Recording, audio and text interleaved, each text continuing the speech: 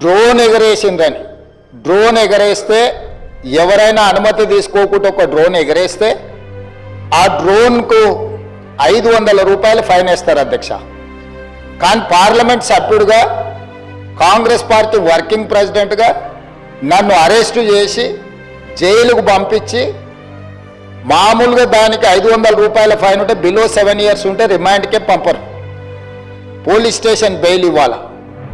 కానీ అధికారాన్ని అడ్డం పెట్టుకొని అన్ని రకాల వ్యవస్థల మీద ప్రభావితం చేసి చర్లపల్లి జైలుకు పంపించి నక్సలైట్లు, ఐఎస్ఐ తీవ్రవాదులు ఉండే డిటెన్షన్ సెల్లో ఒక కాంపౌండ్లో ఏ ఒక్క ఖైదీని లేకుండా 7 ఫీట్ల బై 12 ఫీట్లు ఉంటే అందులో 3.5 ఫీట్లు పండుకోవడానికి దిమ్మె ఉంటుంది, ఒక చిన్న బాత్రూమ్ ఉంటుంది అధ్యక్ష. 16 రోజులు డిటెన్షన్ సెల్లో ఒక్క మనిషిని చూడకుండా నన్ను నిర్బంధించిన ఆ కోపాన్ని దిగమింగుకొని రాష్ట్ర ప్రయోజనాల కోసం ఈరోజు పనిచేస్తున్నా అధ్యక్ష. రాత్రిపూట పడుకోవడానికి లైట్ బంద్ చేయకుండా ట్యూబ్ లైట్ ఆన్లో పెడితే అది ఓపెన్ ఎయిర్ జైలు.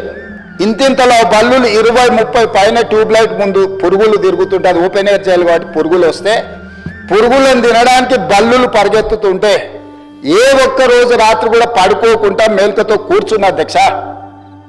బయట కానిస్టేబుల్ను లైట్ బంద్ చేయవా పడుకుంటా అంటే లేదు సార్ పైనుంచి ఆదేశాలు ఉన్నాయి, ఆ ట్యూబ్ లైట్లు బంద్ చేస్తే మీరు పడుకుంటారు కాబట్టి ట్యూబ్ లైట్లు ఆన్లోనే పెట్టమని. ఆ ట్యూబ్ లైట్ స్విచ్ బయట ఉంటుంది అధ్యక్ష, లోపల ఉండదు.